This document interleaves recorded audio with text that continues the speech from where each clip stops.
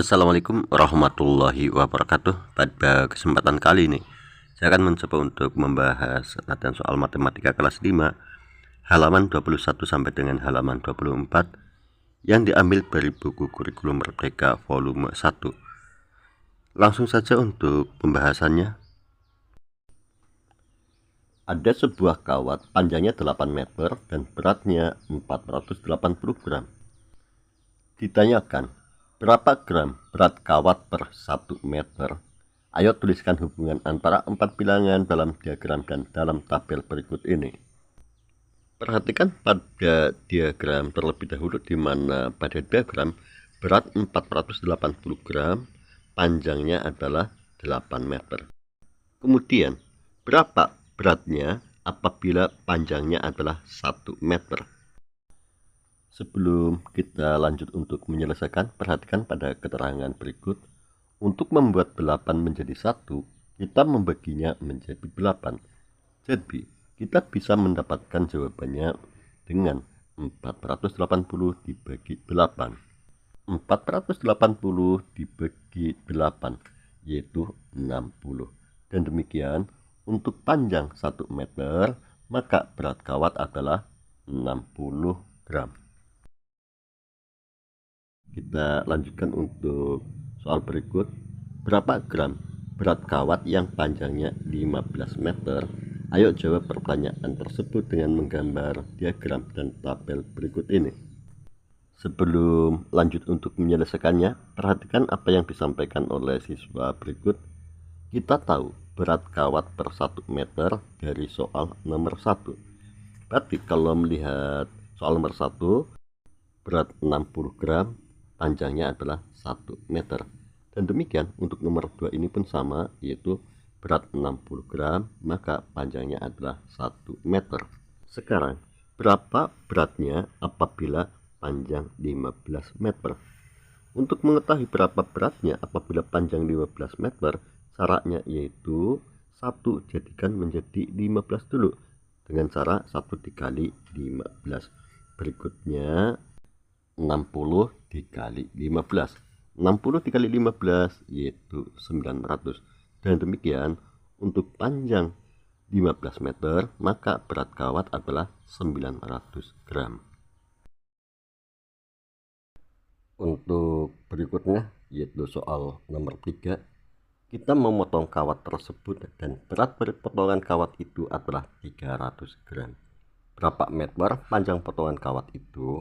Ayo jawab pertanyaan tersebut dengan menggambar diagram dan tabel berikut ini. Di sini untuk panjang 1 meter, beratnya sudah diketahui, tapi yaitu 60 gram. Sekarang, apabila 300 gram, maka panjangnya berapa meter? Cara penyelesaiannya yaitu 300 dibagi dengan 60. 300 dibagi 60 yaitu 5. Dan demikian, maka untuk kawat dengan berat 300 gram, panjangnya adalah 5 meter.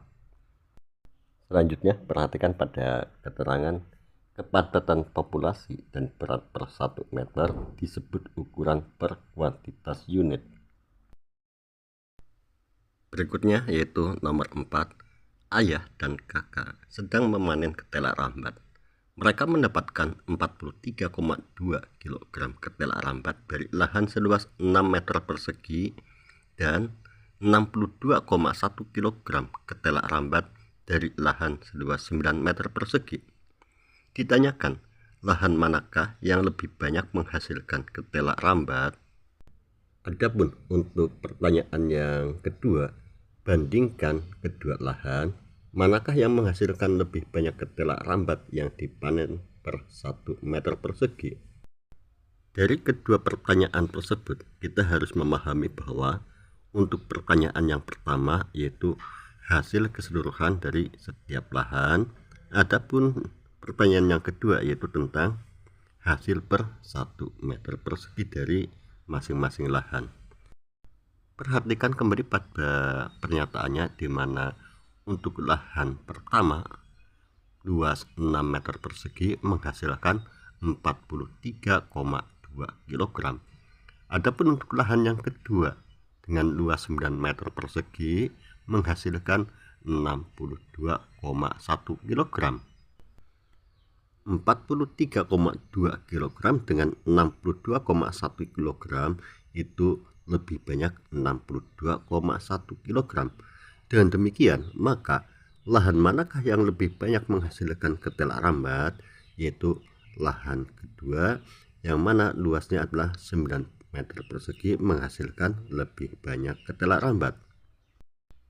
Untuk selanjutnya, berapakah hasil per 1 meter persegi dari masing-masing lahan tersebut?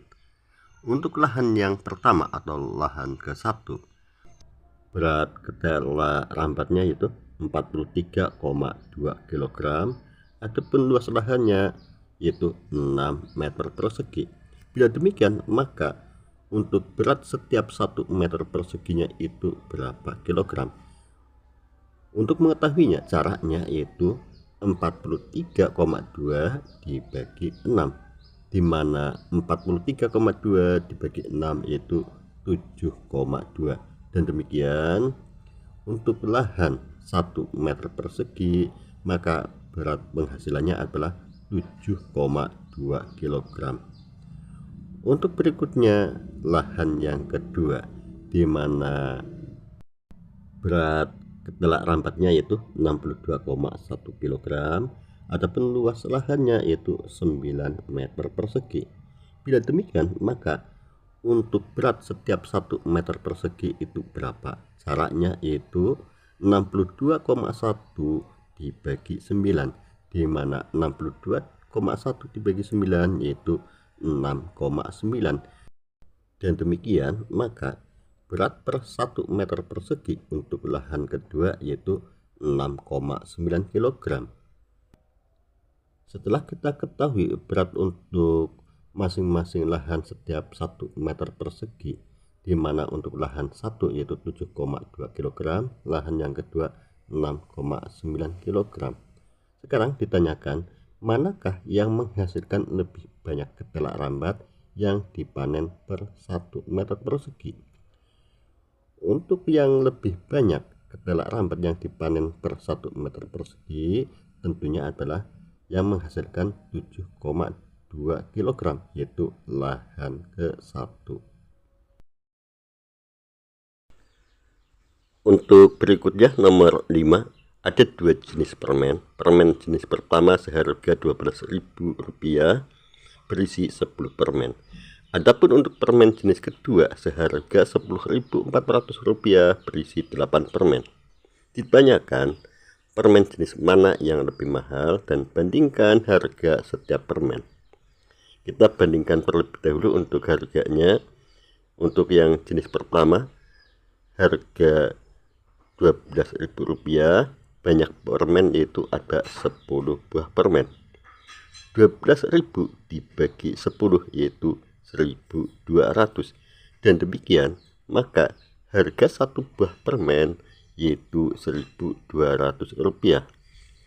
Selanjutnya untuk permen jenis kedua, harganya yaitu Rp10.400, banyak permen yaitu ada 8 buah permen. 10.400 dibagi 8 sama dengan 1.300, dan demikian maka harga satu buah permen untuk jenis yang kedua yaitu Rp1.300. Setelah kita bandingkan harganya, sekarang kita jadi tahu permen jenis mana yang lebih mahal. Tentunya yaitu yang seharga Rp1.300, yaitu permen jenis kedua. Untuk selanjutnya yaitu nomor 6, mesin pertama dapat memompa 240 liter air dalam 8 menit. Sedangkan mesin kedua dapat memompa 300 liter air dalam 12 menit. Ditanyakan, mesin mana yang dapat memompa lebih banyak air per menit? Untuk mengetahui mesin mana yang dapat memompa air lebih banyak dalam 1 menit atau per menit, kita lakukan perbandingan. Untuk mesin pertama 240 liter dalam 8 menit, kita bagi 240 dibagi 8 yaitu 30, dan demikian maka mesin pertama 30 liter per menit atau dalam 1 menit. Kemudian untuk mesin yang kedua 300 liter dalam waktu 12 menit. 300 dibagi 12 yaitu 25. Dan demikian mesin kedua yaitu 25 liter per menit atau 25 liter dalam 1 menit. Kembali lagi ke pertanyaan mesin mana yang dapat memompa lebih banyak air per menit. Di sini mesin pertama mampu memompa 30 liter per menit, ataupun mesin kedua 25 liter per menit. Dan demikian, maka mesin yang mampu memompa air lebih banyak yaitu mesin pertama, yaitu mampu memompa 30 liter per menit. Untuk berikutnya yaitu latihan. Sebuah traktor kecil dapat digunakan untuk membajak lahan seluas 900 meter persegi dalam waktu 3 jam. Berapa luas lahan yang dapat dibajak oleh traktor tersebut selama 8 jam? Untuk menyelesaikan soal ini, saya akan gunakan diagram dan juga gunakan tabel. Perhatikan kembali ke soal di mana 900 meter persegi dalam waktu 3 jam. Kita masukkan ke diagram dan juga ke tabelnya, yaitu 900 dalam waktu 3 jam. Selanjutnya kita akan mencari terlebih dahulu dalam 1 jam itu berapa luas lahan yang bisa dibajak. Caranya yaitu 900 dibagi 3 yaitu 300. Setelah kita ketahui bahwa 1 jam mampu membajak seluas 300 meter persegi, selanjutnya apabila selama 8 jam itu berapa meter persegi? Caranya 300 dikali 8, di mana 300 dikali 8 yaitu 2400. Dan demikian berapa luas lahan yang dapat dibajak selama 8 jam yaitu 2400 meter persegi. Untuk berikutnya yaitu soal nomor 7. Mesin fotokopi A dapat memfotokopi 300 lembar kertas dalam 4 menit. Sedangkan mesin fotokopi B dapat memfotokopi 380 lembar kertas dalam 5 menit. Ditanyakan, mesin fotokopi mana yang lebih cepat? Untuk mengetahui mesin fotokopi mana yang lebih cepat, kita akan lakukan perbandingan. Untuk yang A, di mana banyaknya kertas itu 300 lembar ataupun waktunya 4 menit. Selanjutnya tinggal kita cari berapa banyak kertas dalam 1 menit.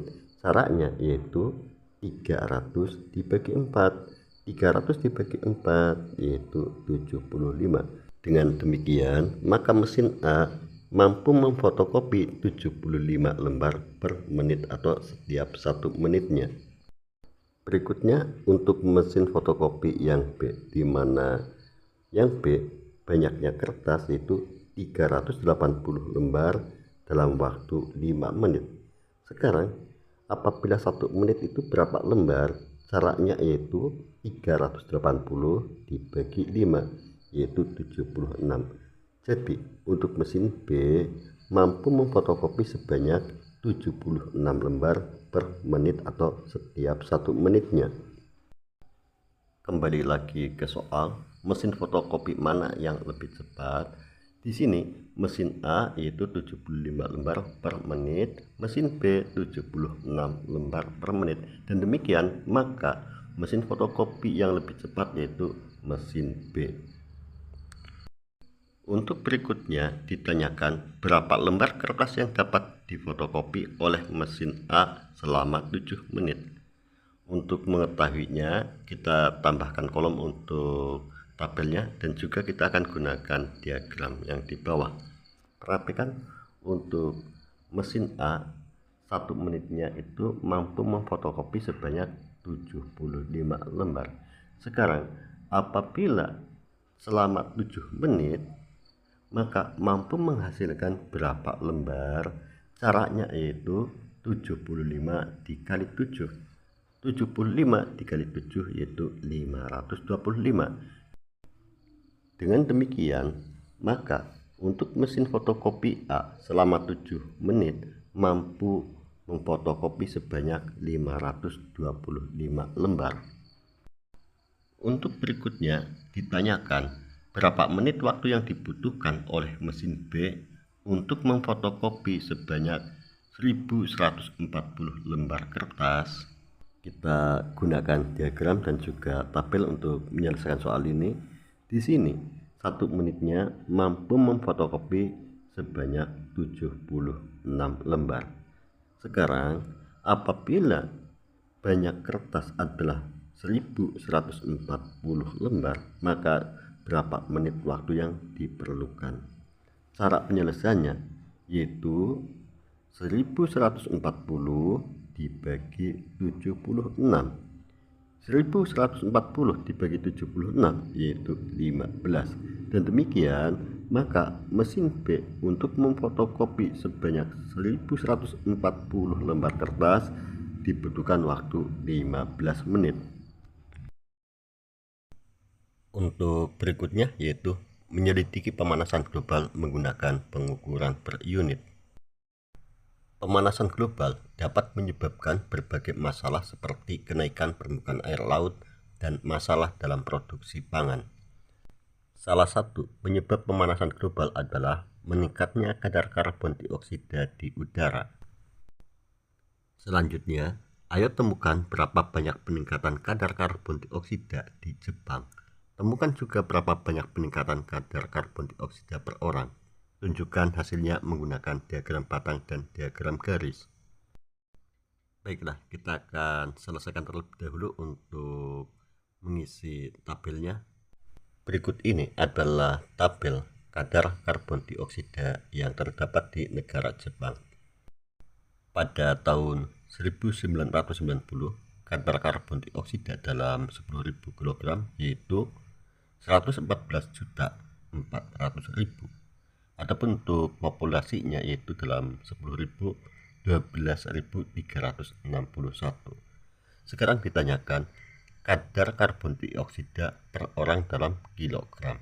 Caranya yaitu 114.400.000 dibagi dengan 12.361 yaitu 9.254,914. Selanjutnya tinggal kita bulatkan. Di sini angka yang menempati pada nilai tempat desimal pertama yaitu angka 9. Demikian kita bulatkan ke atas, di mana di depannya tambah 1 menjadi 9.255. Berikutnya yaitu tahun 1994. Berapa kadar karbon dioksida per orang dalam kilogram?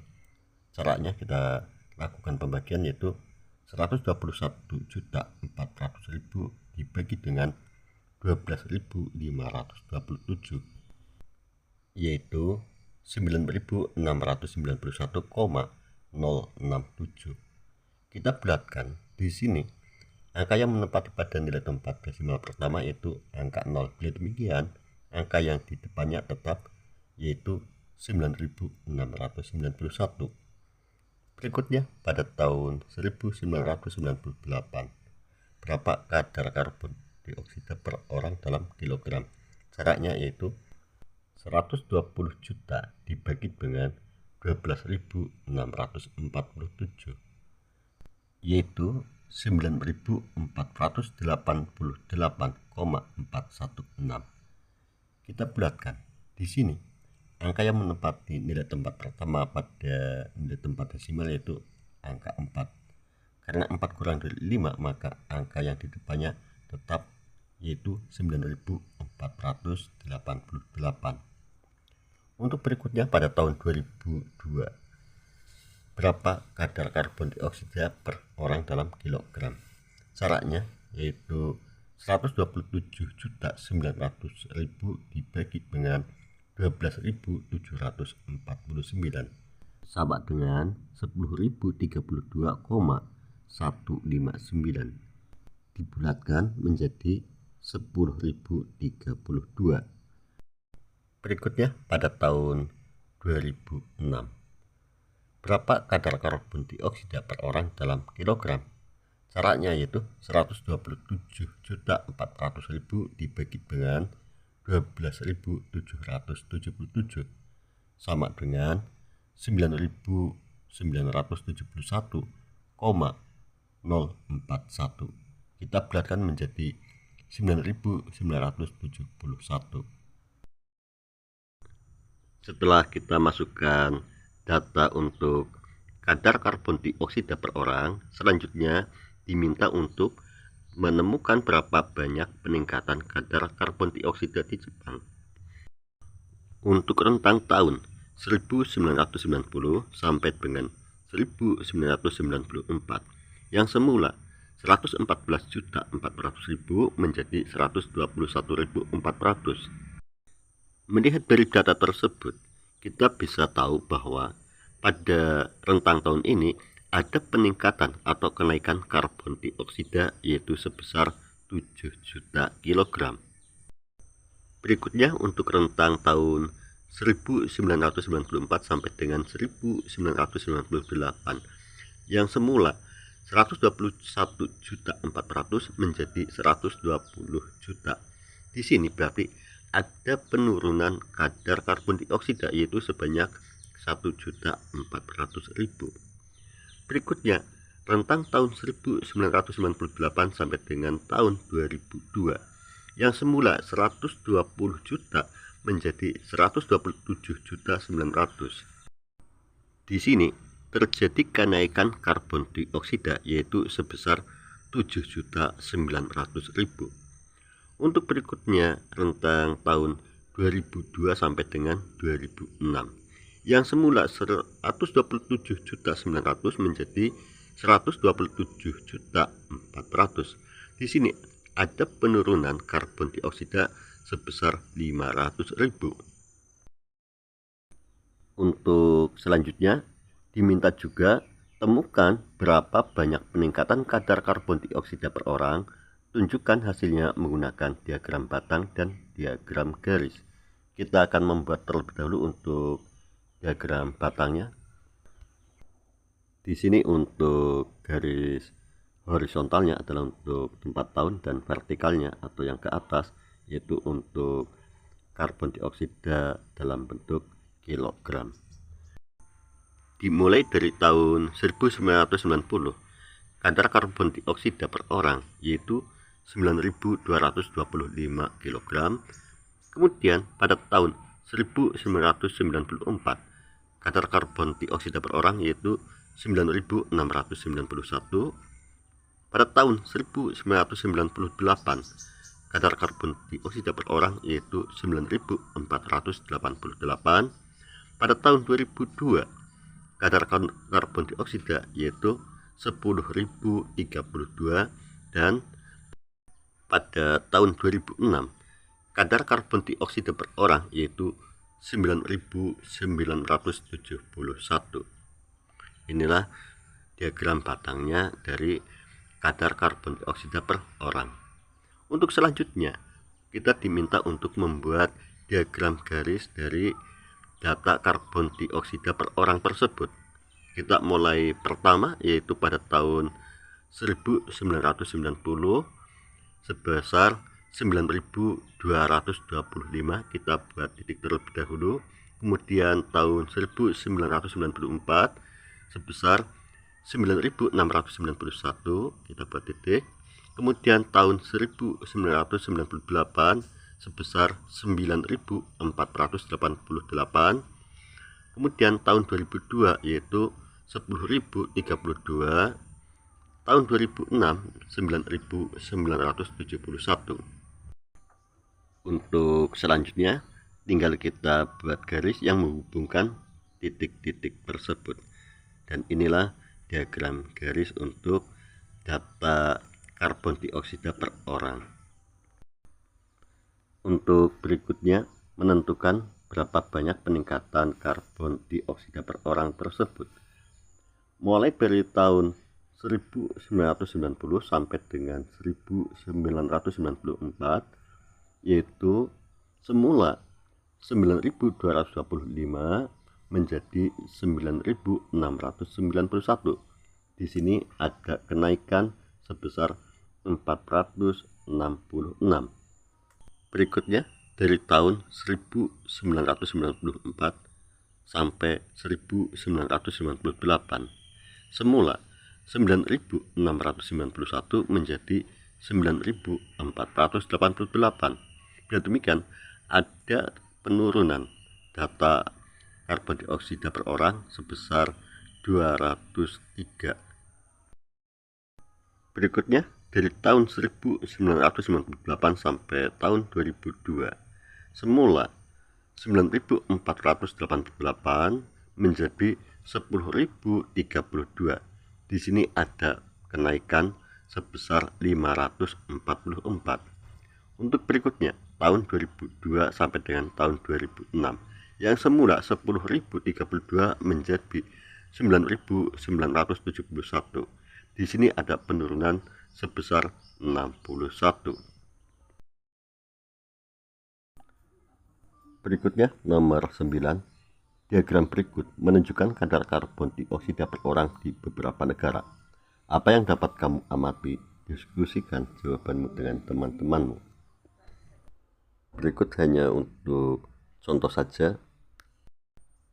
Pertama, kita munculkan untuk datanya terlebih dahulu, di mana untuk USA atau Amerika Serikat yaitu 19.900.